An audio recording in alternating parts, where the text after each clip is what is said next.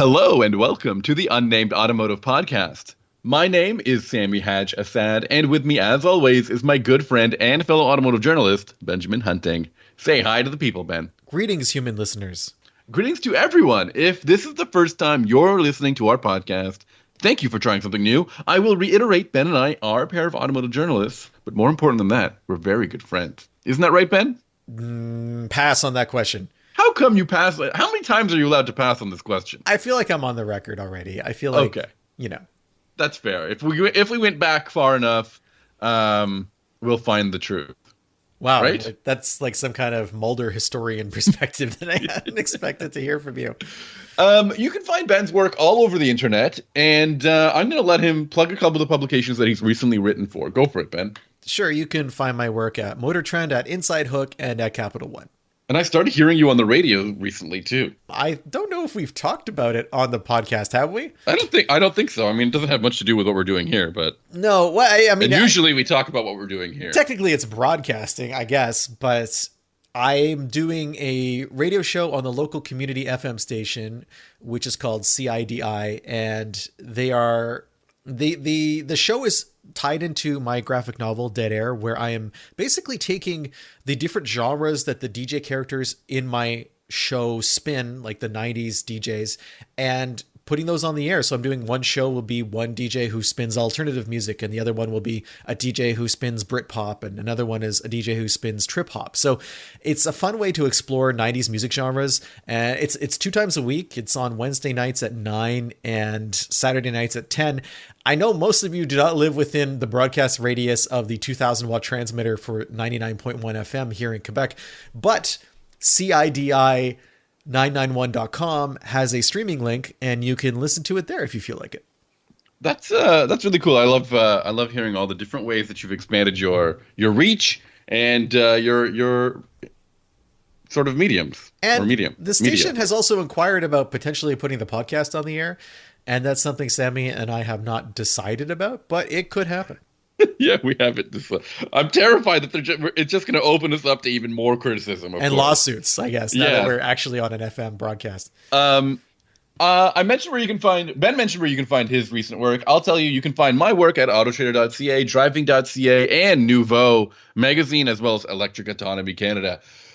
Ben, we've got some cars to talk about this week, as always. Well, not always. We don't always have new cars to talk about this week, but this time we do. There's something I wanted to talk about before we talked about the new cars. Really? If that's okay. Yeah. I know I'm surprising you with this. Yeah, we didn't talk about, when we did the rundown of today's episode, there was no surprise on the agenda. Well, that's what makes it a surprise, right? Is catching you unawares. This past weekend, I was at the racetrack in Palmer, Massachusetts, and that in itself is not a surprise.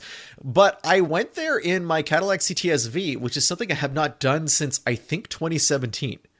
Oh my God! Really? 4 years? 7 years? Sorry, I don't know how to count. Yeah, because the Datsun has currently a rear shock problem, and I was unable to take care of that in between track days. I have the shocks here. They just need to be installed, and we all know how that works.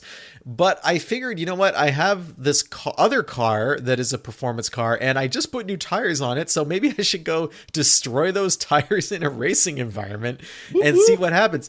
I'm bringing this up because it had been a long time since I'd had a heavy car on a racetrack, and a long time since I'd had that much power on a racetrack. So the Cadillac's 400 horsepower and it weighs like 3,700 pounds. That's 1,500 pounds or so more than the Datsun and like 3.5 times the power.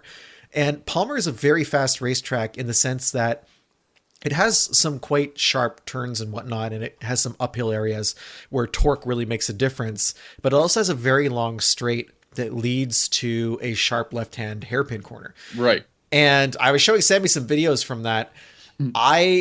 It got hot during the day, and I'm on street tires. I'm not on. The last time I drove the Cadillac on a racetrack, I had R compounds. In this case, I'm running Bridgestone Potenza Sports, which are decent tires, but they're still a high performance summer tire. They're not a track tire.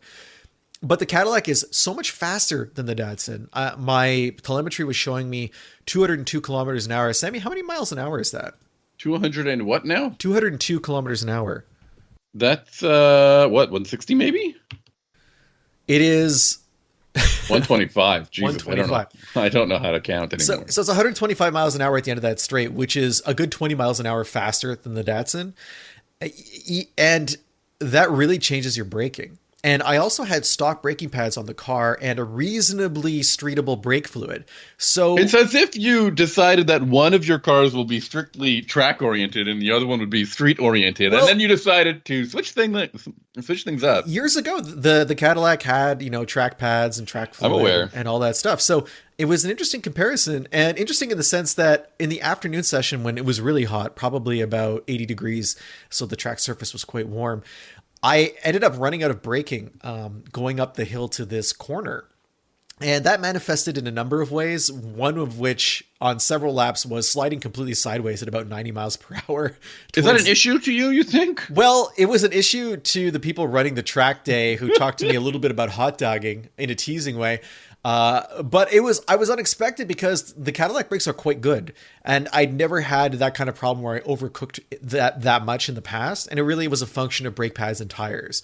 Yeah, they're Brembos, aren't they? They're Brembos and they're good pads, but they don't have the same initial bite as like a Hawk pad like I used to run, and so I kept running into that. But what was also interesting is just being able to pass people with power, which is something I couldn't do in the Datsun. All this to say, the Datsun is still 3 to 4 seconds faster per lap. Because wow, and that's on somewhat worn Nittos versus these Potenza tires. It just goes to show you that power isn't everything if you don't have the grip and you don't have the braking that you need. The huge weight difference also is quite a gulf to cross, and I just have to drive the car very differently. I can't be with the Datsun. I can have my foot to the floor pretty much all the time. I don't really have enough power to get myself in big trouble in a corner. But with the Cadillac, having my foot to the floor was scary.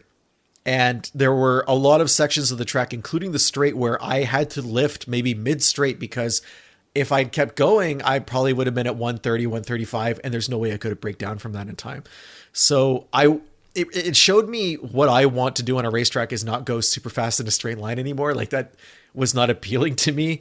And I was thinking how much more frightening the Cadillac would be on a track like Watkins Glen, where you can get serious speed, and then suddenly you have to dump all of it. So anyway, I thought that was interesting, and I kind of wanted to share. No, I do think it's very. I think it's very interesting. I think a lot of people believe that speed is everything, but the power is not the only way to get around in a speedy manner. I mean, there's speed. You've got to have everything else. There's speed and there's straight line speed, right? And there's grip. I mean, you really do need that grip to really the grip and the balance associated with braking as well goes a long way, I think, to getting around a track faster.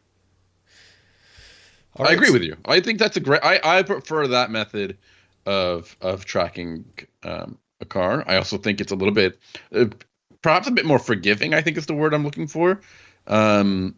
To drive like that? It's forgiving in the sense that it's harder to destabilize the car with the throttle, but it's less forgiving in the sense that when you have a momentum car, if you make a mistake, you can't make up for it. Like your lap is pretty much done. Yes. You have to hope that you set yourself up for a good lap the next time around. With a horsepower car, if you make a mistake, you can kind of paper over it and pretend it didn't happen just by hitting the accelerator harder and trying to make up the time in the straights, which you But that can also lead to even more mistakes in the future. Yeah, I mean, it's like you're opening a door to more shenanigans, I guess. But it's still, it's that's your forgiveness, right? It's almost like a do-over switch with a horsepower car.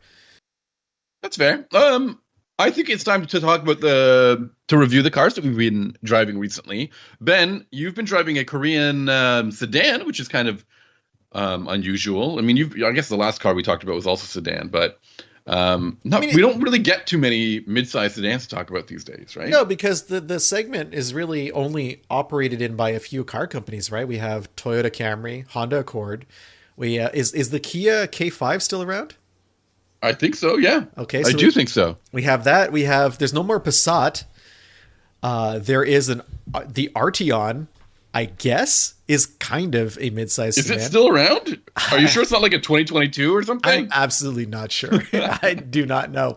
But Ford doesn't make a mid-size. GM is, killing the Malibu. Chrysler doesn't have a mid-size. Dodge doesn't have a mid-size. So it is. The Malibu was dead for such a long time. What's that? I thought the Malibu was already dead. No, for so it long. continued on in zombie form. They were like, if this many fleet managers want to buy it, we're going to keep it in the retail lots too. And it only had a single drivetrain. I think it was like that mild hybrid setup they had. Okay. But you could get it in like multiple trims. So, I mean, it's not a bad car. It's just not a very modern car at this point. The car I drove, though, the Hyundai Sonata, is very much a modern car in the sense that it is a car that just got refreshed for 2024. Okay. And Sammy, I know you're not happy with this refresh. I mean, it was largely a styling refresh for sure, inside and out. And I think packaging has changed a little bit of it on it too, because I feel like the trim levels are a bit limited and weird or awkward to navigate. Well, but let's talk about the styling first. You're right. I want to talk about the styling first. The outgoing this generation's Sonata really kind of broke the mold for midsize sedans by doing some really interesting design cues. It used to have these daytime running lights that would go up the hood line, I suppose is the best way to describe it, and go kind of vertical in addition to horizontal, which I think was really unique. I don't think any other automakers are putting DRLs on the hood rather than the bumper. It was definitely unusual. It's the kind of thing that insurance companies look at and immediately have a panic attack.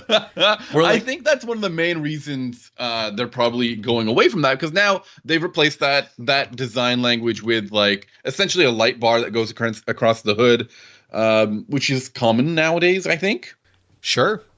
And I'm just not into that. I just think that you had an opportunity to stand out with a unique design that is not just unique to the industry, but like also unique to the portfolio of Hyundai products. I mean, there weren't other Hyundais doing this kind of thing too, so you would know immediately that is a Hyundai Sonata. That's it, right? Well, and I think that's really important for design language. I still think it looks pretty good, though. I mean, I don't have a problem with how it looks, and I drove the base model, the SEL, but if you kind of you were saying the trim levels for the car are a little restricted. In Canada, there's no the trim levels have different names. Like there's something called preferred line, which is what I drove, and there's the N line, and that's it.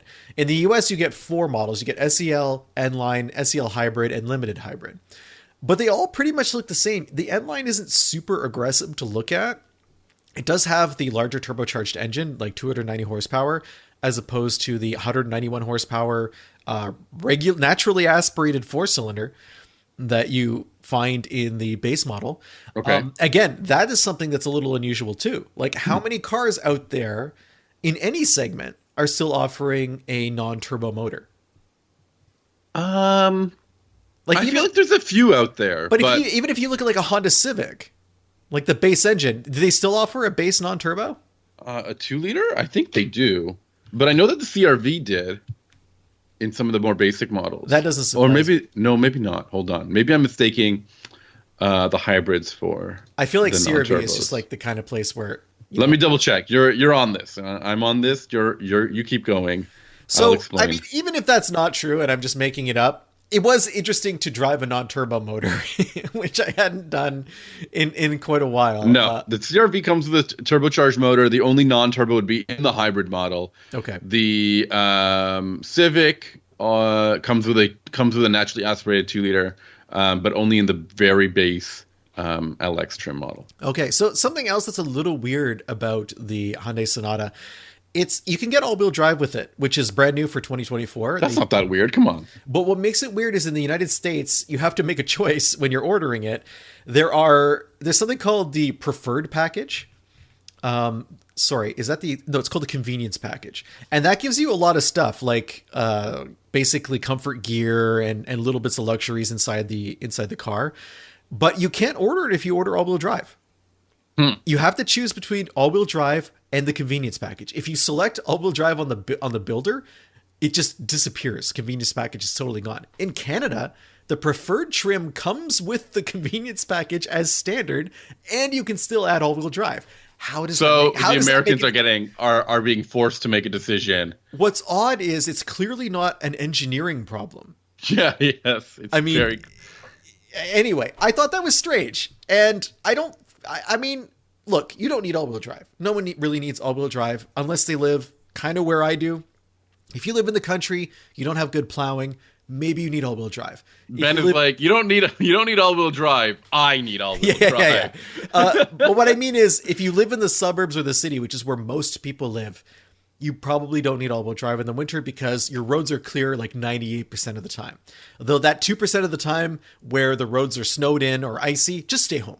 You know, like that's the easiest thing. Save yourself some money and hassle. Easy for you to say. Yeah. I mean, or take the bus that's also not all-wheel drive to work.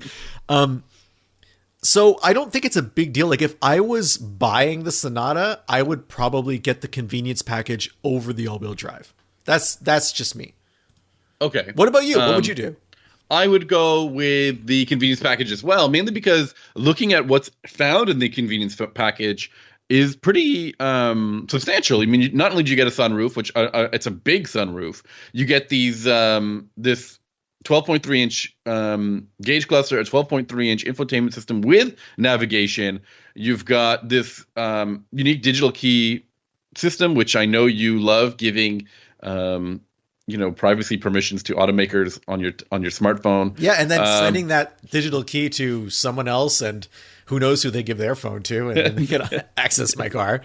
But you got to talk to me about this, about these two infotainment systems, or these two screens. There's a 12.3-inch digital information cluster and a 12.3-inch infotainment system with navigation that are included on the convenience package. But as far as I understand, when you don't get the convenience package, those two screens are also there too. Yeah, don't get too excited about the screens. It basically just limits the functionality of the one that's in front of you, the one that the driver is looking at.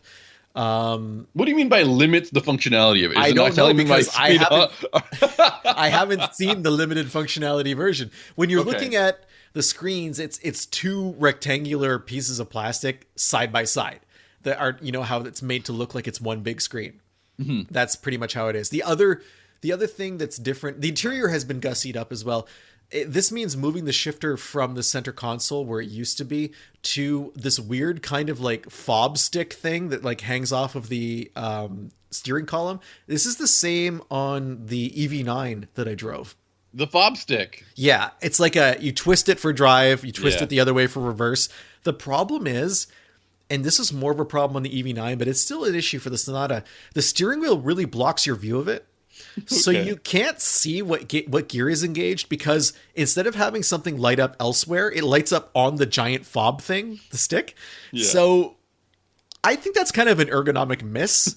I would like to know what gear I'm in. The cluster should say so. The cluster is interesting in the sense that... Or is that what the limited information is? The one I had this like retro 80s kind of like 8-bit look for all of the gauges. And I thought that was kind of cool. But that is cool. Is that like an aesthetic that everyone wants? Like, are we the outliers there? No, I think you're right. I don't think everyone will want an 8-bit display. Actually, the more I think about it, the more I would imagine that after a while, that would kind of be annoying. How many bits do you need? I need 16 at least. So you need like SNES style bits. The screen is also notable for a very Hyundai feature, which is this kind of padded rectangle that's just to the left of the screen. And this has been a feature of Hyundai cars, I don't know how many years now, where certain models would offer this kind of... Oh my God. I didn't know that the Sonata had this as well. Yeah. So... I remember this. I remember that the Elantra came out with this. Yes, the Elantra had this. The Kona. I think that one of the SUVs had it as well. The Kona. And I asked Hyundai, like, what is this for? And they're like, oh, it's so you can pin notes to yourself. No, you cannot. Yes, it's not for that's that. what they told me. That's what they told me. Sammy, you don't keep pins in your car? I was told originally that it was a place to mount your phone mount. How do you? But I understand that now it's no longer plastic and it's fabric. It's fabric. That's way worse. I mean, it looks kind of cool. I just don't know how useful. Did you touch it? Of course, I touch everything, man. Yeah. Yeah. I think it's the pin notes too. That's so ridiculous. That's what I'm going with. That sounds like a safety nightmare, wouldn't it be? I don't know. I mean, if your head is impacting that part of the dash, I think you've got bigger problems. Like if you've broken free from the But airbags. but what about the extra pins you have rolling around in your car somewhere? You could put like cool decorative pins there, right? Well, that'd be neat, yeah. Maybe they just gave up on the idea of like people putting their phone there. And yeah, I think that's exactly what they happened. just padded it. But the other thing is like, if you put your phone there, there's no USB anywhere near. That's right. I remember saying that. That I remember. I mean, I'm looking at a picture now. You have to string a cable all the way through the steering wheel, yeah, like a clothesline. Or you have to risk stepping on it every time you get in and out of the car. Or you like get a bunch of pins again with the pins, and you run it up through the headliner, and then down the center. Yeah, I think that can work. Don't do that. That's not something you need to do. Back to the car, though. But by moving the shifter, they have potentially opened up some more space for space between the two, storage space between the two front passengers. Yeah, right? I mean, it's fine. There's like a decent amount of room for you to put a phone or beverages or whatever. People don't have coins anymore, so whatever fits into that weird coin little thing. I assume you could put your phone in upside down if you're charging it. It's always something that car companies have not really figured out, is like what to do with cable management. Yeah. But the most impressive aspect, I mean, I like the interior. It's fine. It's completely fine. No real complaints except for that shifter. The most impressive aspect of it, though, is the rear seat, which is really big. Really? Yeah, it's decent. I'm not a tall person, but I've got a long torso. We've talked about it in the past. Let me look at this rear seat. My head did not touch the ceiling. Legroom, headroom were pretty good. So that's important to talk about because the exterior of this vehicle actually has that bit of like that slopey rear look. Makes it look like a Sportback or something like an Audi A7. Exactly. I mean, it's that. Not. It's got a trunk with 15.6 cubic feet of cargo room, which is decent. I mean, it's not going to match a crossover, but immediately when you look at the profile of this vehicle, you think, well, it looks like the rear seat headroom has definitely been impacted. And if you look at the way the door is angled, it's like an arrow shape to the rear of the vehicle, that rear door. Yeah. So I think you immediately assume that, or at least I did, that there's a limited amount of space back there. But to be told that there's bed and leg room is pretty solid. And I was looking at the pass-through. You can fold down the rear seats and get some more space as well. Yeah. So that sounds cool. That sounds good. I had an issue with the car's infotainment system that I should bring up. The car is supposed to have BlueLink installed, basically, which is Hyundai's connected car system. It did not have BlueLink, and I didn't know this, and Hyundai didn't know either when they gave it to me. They weren't aware that it had been removed for whatever reason. What does that mean by removed? I didn't know you could remove like a concierge system from the car. It's not a concierge system. It's a connected car system. It's not a subscription. Let me explain it to you. So, it has been a subscription. Previous model years from before 2024, it was a 3-year free thing, and then you had to pay like a certain amount a year to keep it going. Starting in 2024, and for some reason, including the 2023 Ioniq 6. BlueLink became free forever. So you'd figure the car would have it on it. I guess it was maybe not activated. What this meant for me as a driver was I was trying to use the voice commands, and I would try to use the voice commands, and I would get a message that said voice system only available when a Google Android and an Android Auto or Apple CarPlay phone is connected. And I'm like, that's really weird. Like, why would they restrict themselves that way? So I would connect my phone with Android Auto. And then when I would use voice commands, I could only use them to control things that Android Auto used. I couldn't like do any other features in the car. Like change the HVAC settings. Yeah, I couldn't do anything, period. It was just not possible. So I thought that was strange. I eventually reached out to Hyundai, and they were like, yes, without BlueLink involved, there was no processing available. I guess the processing is farmed out over a data connection. And as a result, I just lost my controls. And you're supposed to be able to do like short press for vehicle control voice commands and then long press for Android Auto voice commands. But I was just doing short press and getting the Android Auto thing since there was no BlueLink connection. That was confusing. I'm someone who's like reasonably technically savvy, and I found this to be weird. So anyway, something that is confusing. I don't like. Okay, so we gotta talk about this thing because we're given these cars almost fresh. Like they're fresh cars essentially, and a lot of automakers have these connected features, that are included as part of a what they describe a trial for the customer who buys it. And some of them are long term. I think Toyota has a really ridiculously long term. I think it's like 5 years for Toyota, 5 or 10, one or the other. It says like up to 10 years. I think it was 5 until like 2020, and then at 2020 they switched to 10, something like that. And then you're being asked to do something, either subscribe or update it or something. And we don't know what that process is like. We don't know what the customer should expect. We barely know how much those subscriptions cost. I mean, yeah, because right? They're not typically upfront with that kind of information too. And also, there's different packages. You could get a subscription that does one thing but not another, one that gives you connectivity but it doesn't give you navigation. There's all sorts of ins and outs with that. So I think this is something really important. I don't like it. I mean, I really don't like the idea that for a few years, what you anticipate as being a functional part of the car is actually part of a subscription that you have been generously gifted, when every other car up to this point has those features as standard equipment. I agree with you, because I think for most people, when they buy a car, in their mind, they're buying hardware. Mm-hmm. But the reality is now you're also buying software, and the software has different terms of service. And that's a hard gap to bridge in the minds of buyers. But if you think about it, we've been prepared for this for a very long time, because OnStar has been around since 96. And OnStar is the original telematics system that most people are familiar with. And that had a subscription plan too. And GM obviously sells a ton of cars. So you figure that some people out there at least have a passing familiarity with having to pay for an OnStar subscription. However, if you're someone who's always buying new cars, you might never fall out of that period, right? You might always be stuck inside like my wife keeps getting messages from Subaru now that she's outside. About Starlink? No, not about Starlink. Oh. It's about specifically Sirius satellite radio. Okay. The 3-month period has expired, and they're like, "Oh, do you want Sirius? Do you want Sirius? Please take Sirius. We're desperate for you to take Sirius." They're mailing stuff to the house. That's how you know they're desperate. And it's stuff like that. Like, how long should I have it? Like, is 3 months really a long enough time to have free satellite radio? Is it really a selling feature if my car has satellite radio, but I only get it for 3 months? Especially when this vehicle is a lease, so it has a 2-year period. Why couldn't they include that for the full 2 years? Like, 2 years is not a long time. I guess it's confusing. Don't subscribe to SiriusXM unless you know how to unsubscribe to SiriusXM. Oh, it's impossible. I want to tell you absolutely impossible. There are so many issues with this.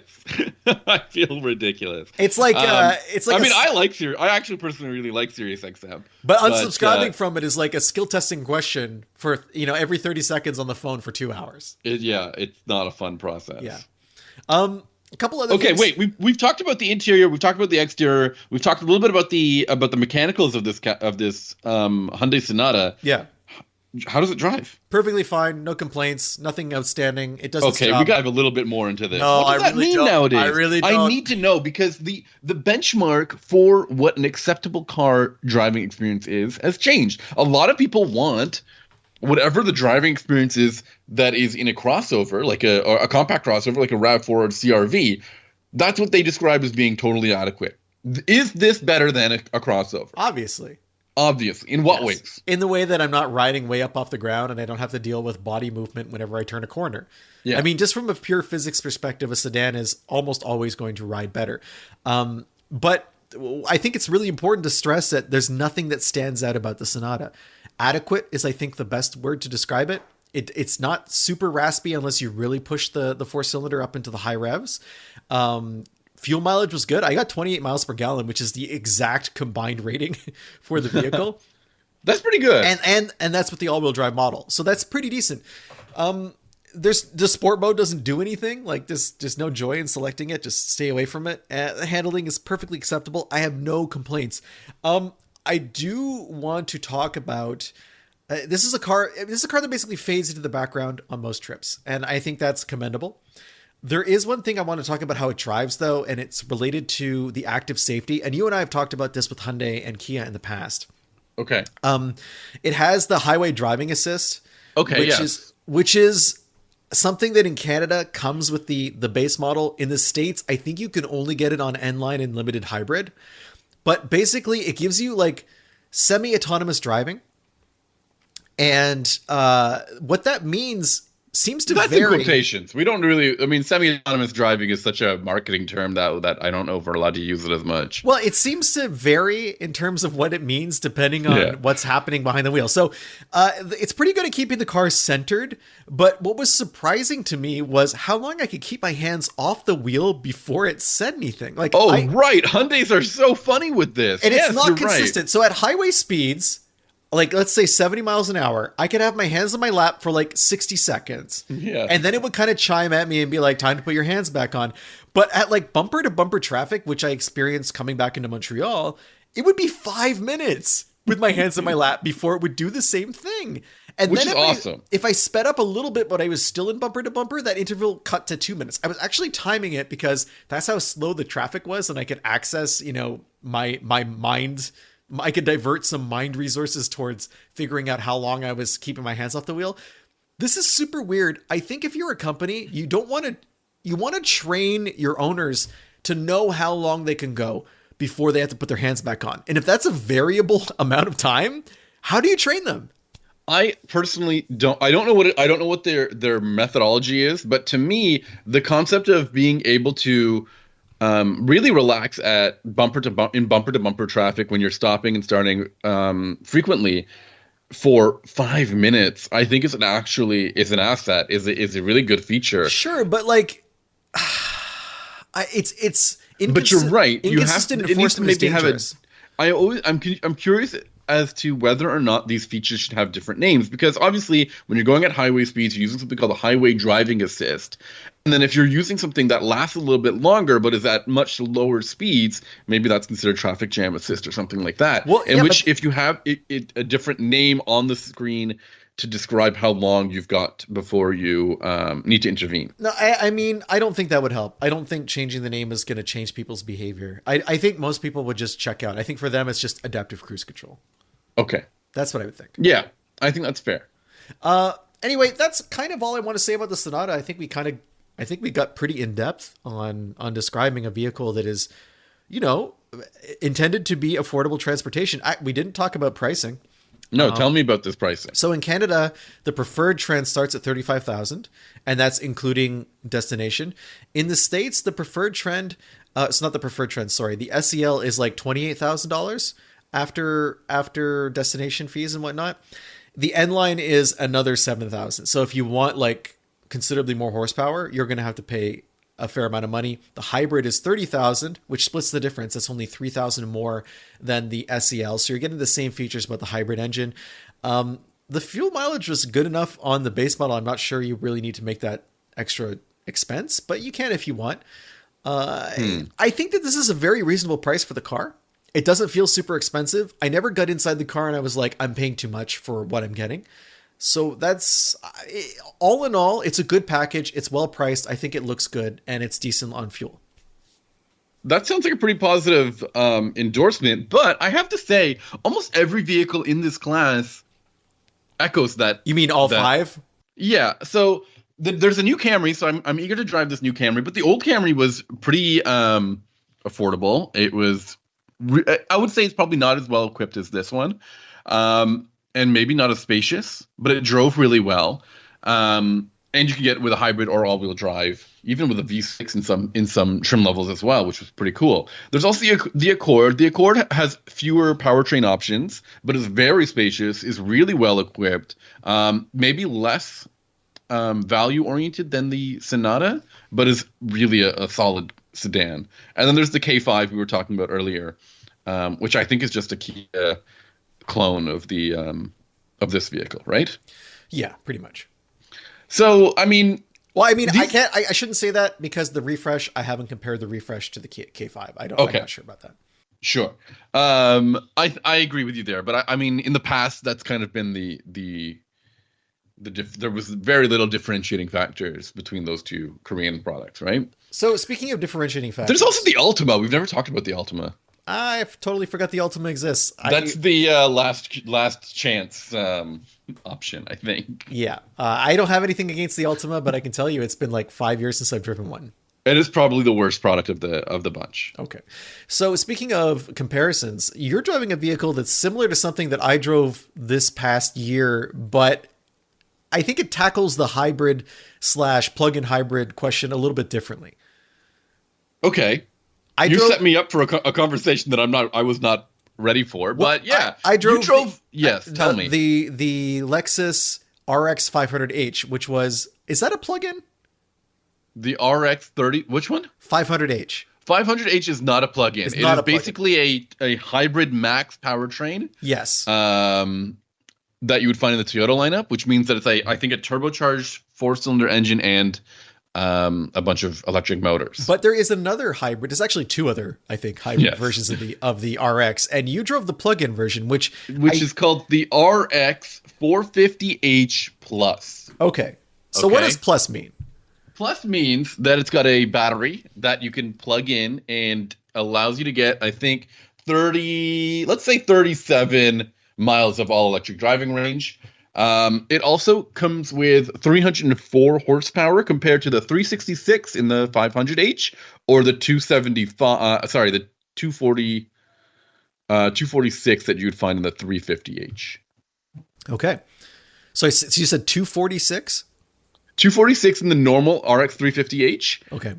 And then 500H has 366. So this is really nicely slotted between those two vehicles. But I was really, I'll be honest. I mean, I guess I'm always honest, but I'm glad you tell the listeners when you're being honest so they can know that that's the time to really pay attention. The Lexus RX is a very popular product. It's so mainstream that I think it's easy to dismiss it as being kind of milquetoast in many ways. It just does the job that it's supposed to do, and many people like it for that. I mean, kind of like the Sonata, it's not a standout.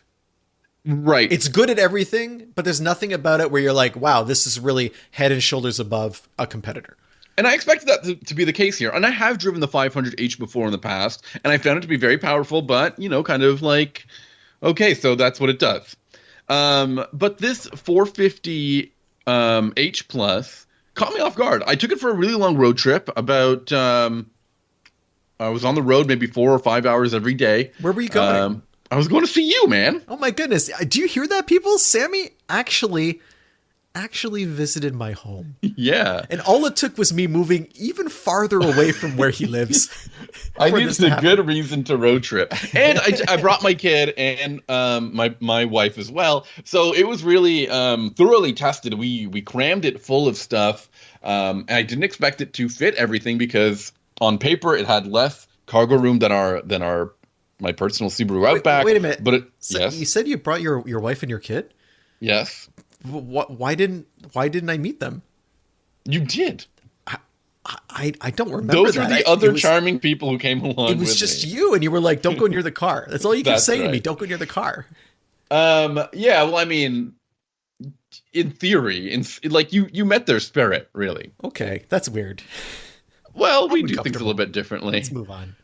It has 46.2 cubic feet of storage space when you fold all the rear seats down, or 29.6. 29, like under 30, I don't think seems really solid for a mid-sized SUV. No. But I will say that number is misleading. The cargo area is very wide, and accommodates a variety of placement of your groceries. Now, I took a bunch of suitcases and a travel crib and a stroller, and it fit all of that without having to do too much Tetrising around. So I was very happy with how much space it had. And then the rear seats were also super spacious. My wife told me that she had way more space in the back than she would in our own car. And it also was easy to get the baby seat. That was going to be my next question. In and out. And typically, sometimes if it's too tight, you're kind of like worried about rubbing the back of the front passenger seat too often, or having to put it in at a weird angle, or take your kid in and out without trying to bump their head on the roof or the door, which is it's a real problem that you can have, especially when your kid is as wiggly and agile as mine is. But I found it to be really accommodating in all of these facets. I was really surprised by this. Again, I'm telling you, when you see this thing, you just think it's another mid-sized SUV with a big looking grill and fancy lights and, leather seating. But I really just found this to be much more accommodating and spacious than I thought it would be. Because I always think that luxury cars tend to put practicality in the back seat. Well, sorry, they tend to think that practicality isn't as important as coddling the passengers. And I found that. What do you mean by practicality, though? What are you speaking of specifically? Because just you said spaciousness. Okay, but wouldn't that be part of coddling? Like, don't people want to be able to stretch out? But in addition to that, but the cargo room as well, right? Okay.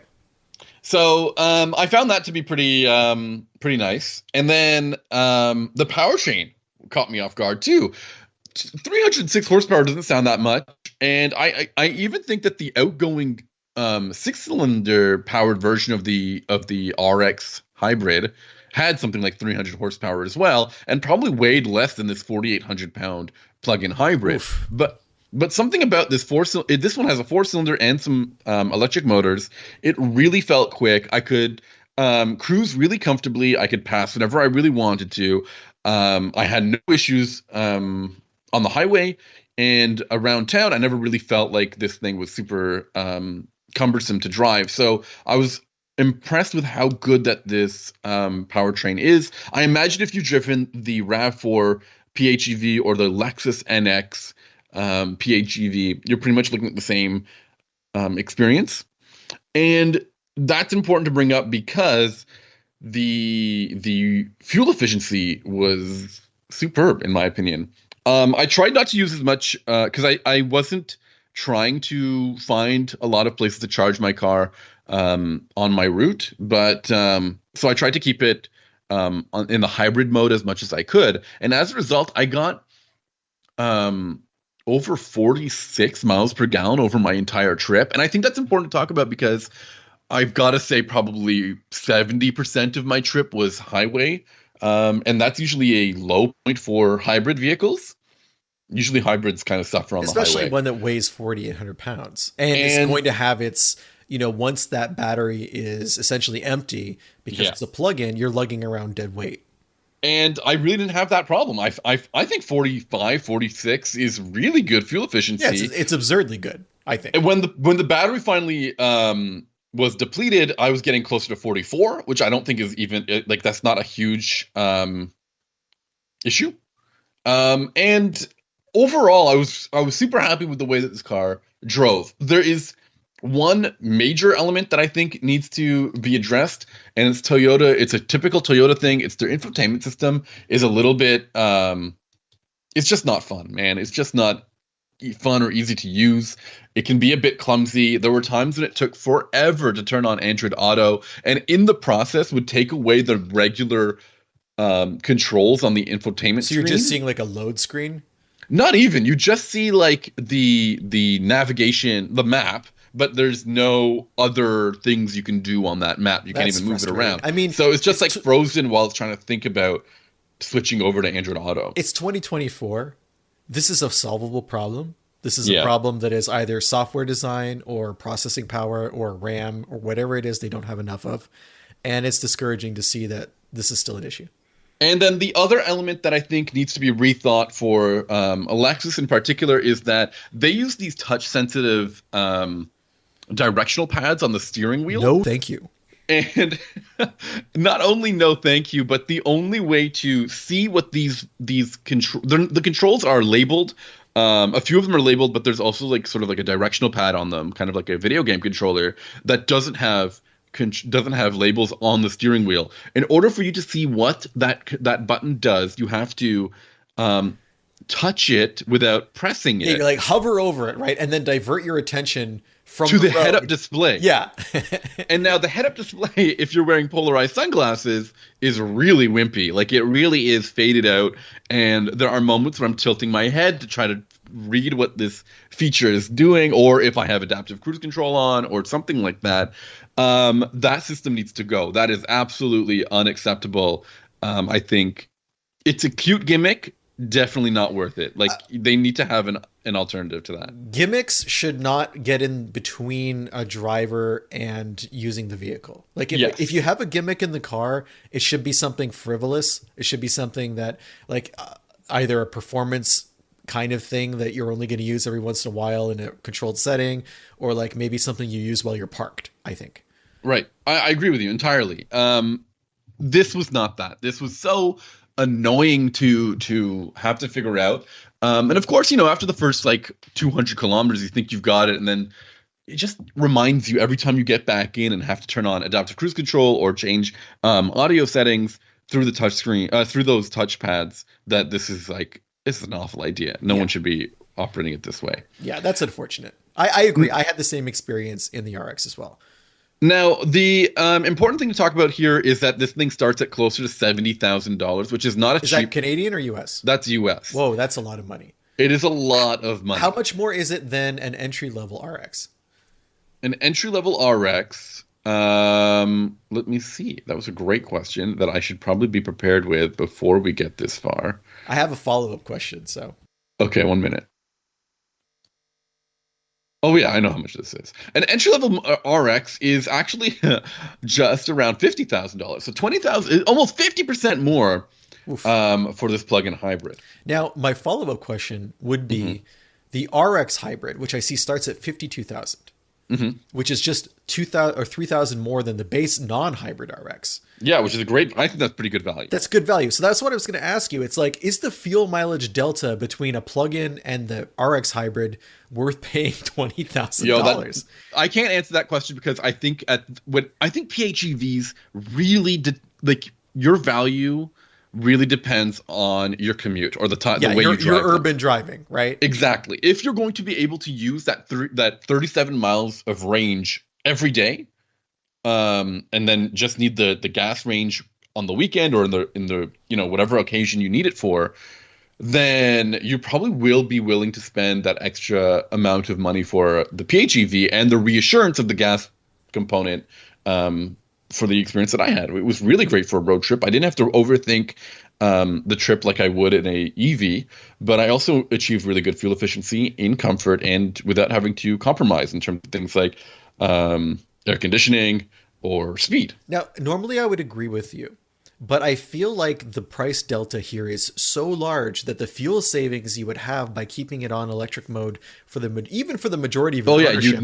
you need to own the car for like 30 years. Yeah, I don't feel like it's a value play here, and I think that's kind of unfortunate for Lexus because, like you said, it sounds like they built a good plug-in, but they already had a good hybrid, and it. Two good hybrids. I mean, but the RX specifically.